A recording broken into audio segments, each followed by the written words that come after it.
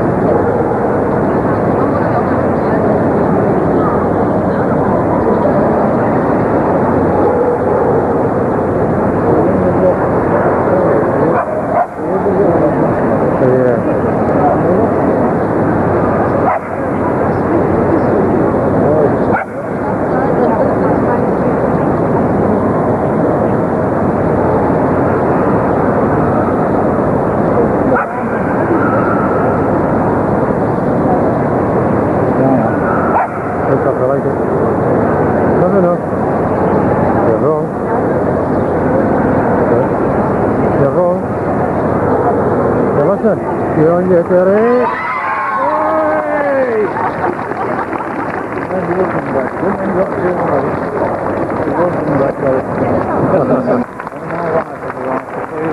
Oh, very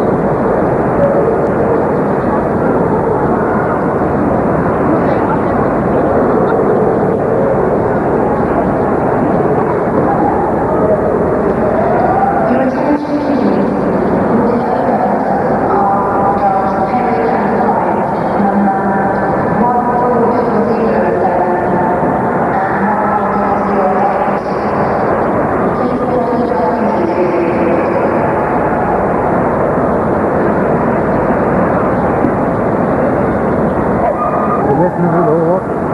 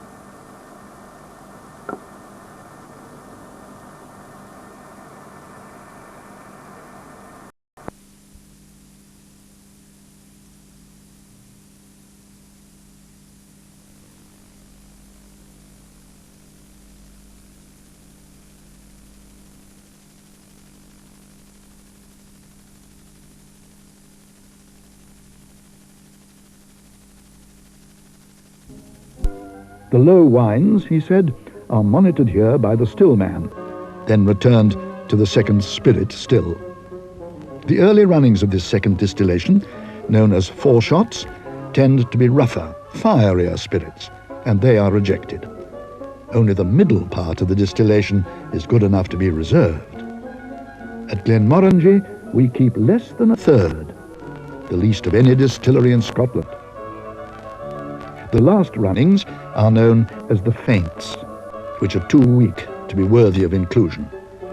It is the still man's art to know exactly when to make these delicate selections.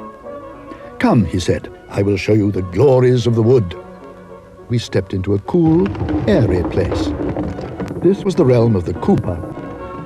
There was that delicious, nutty scent of wood in the air, nicely rounding off the odours of malt and spirit that had been pursuing us. "Malt whisky must mature in oaken casks," he said, "and it is the cooper's task to see that all our barrels are up to the mark, properly clean, dry, and whisky-tight from the moment they are filled."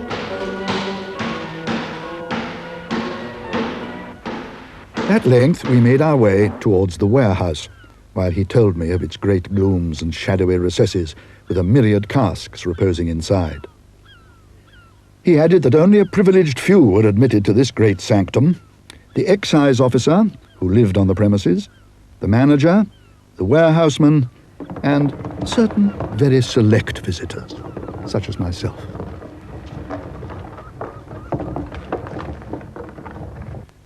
With this, he opened the door, and we were suddenly enveloped in the darkening hush that usually attends places of worship. And the warehouse was indeed like some long, low cathedral, if its oaky, spirituous smell was not quite what one normally associates with the odour of sanctity. This redolent aroma, he informed me, can be ascribed to a phenomenon known as the angel's share. My heart beat faster. I thought he might have been referring to my mysterious white lady, but it appeared he was speaking of a more natural phenomenon. The optimum conditions for maturation is a low, even temperature, and here we are blessed with the cooling proximity of the Dornoch Firth.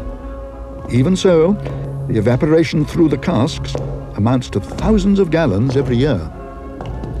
He now drew my attention to a man tapping the sides of the barrels with a long-handled mallet. This is the warehouseman, he said, and that is how he knows whether the barrel is evaporating at the right speed.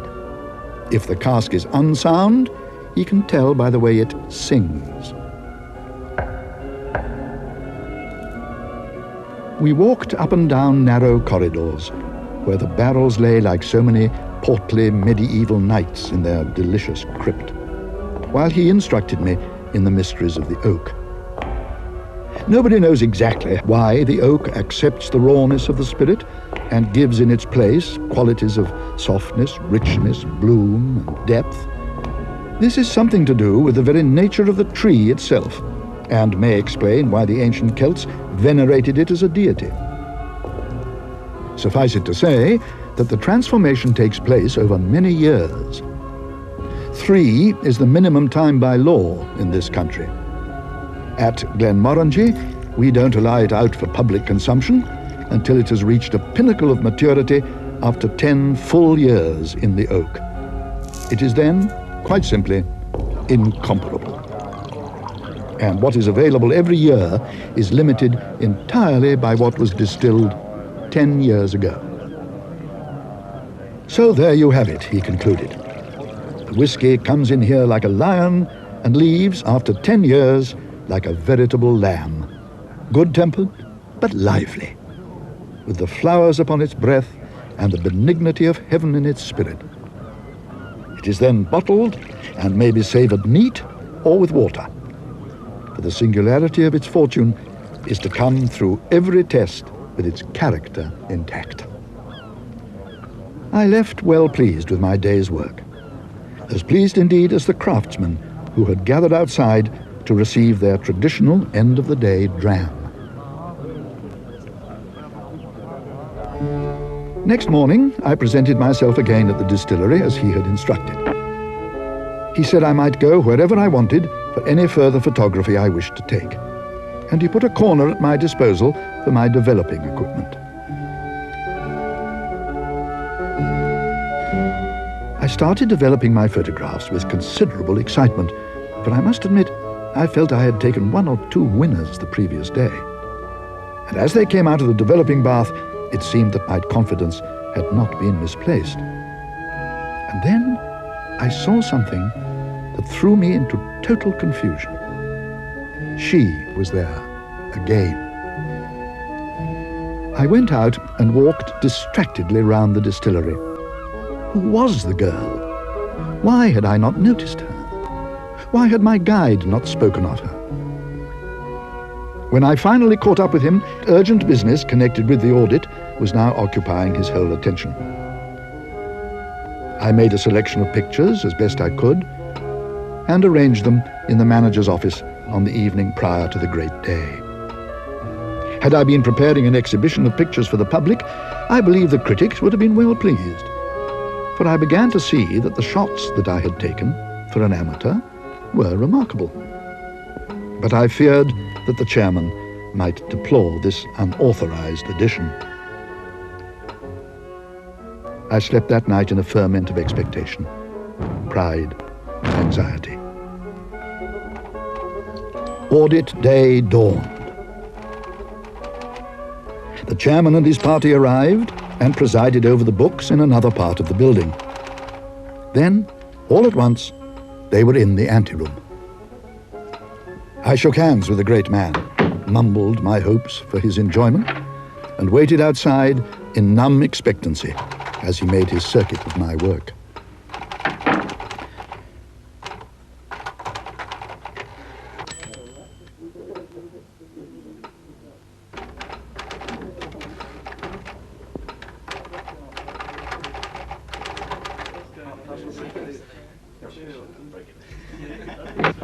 Suddenly, the door opened, and they were inviting me to join them, wringing my hands, pressing their corporate congratulations upon me. I could hardly have been more surprised, and, needless to say, delighted. The manager took me aside. "Well done, laddie. They were just what the chairman ordered." "But what about the girl?" I asked. "Did they not find her a little too intrusive?" "The girl?" he queried. "I dare say it's your age," he said. "That is on the mind. But there's none in our photographs." I looked round, and by heaven it was true. A perfectly good set of distillery photographs stared at me from the walls.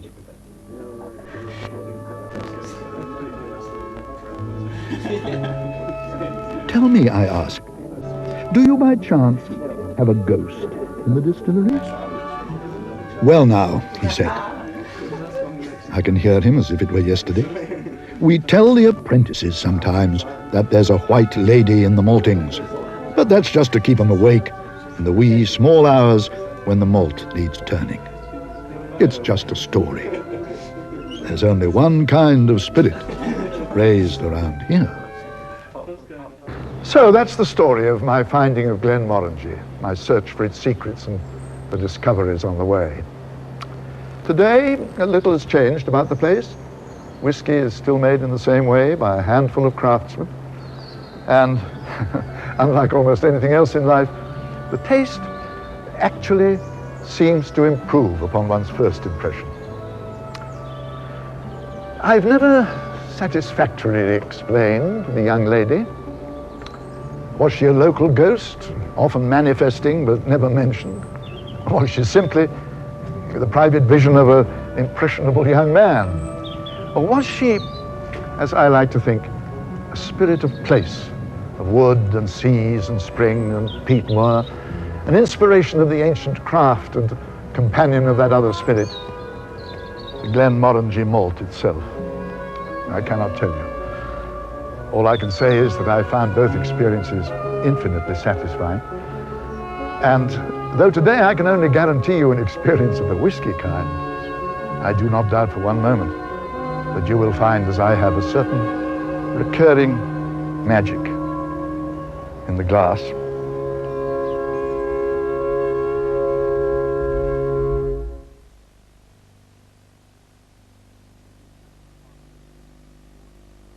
With the exception of our hero, whose story is told by Sir Michael Hordern, all the characters appearing in this film are played by the Glenmorangie Distillery craftsmen or their immediate families and friends from the nearby community of Tain.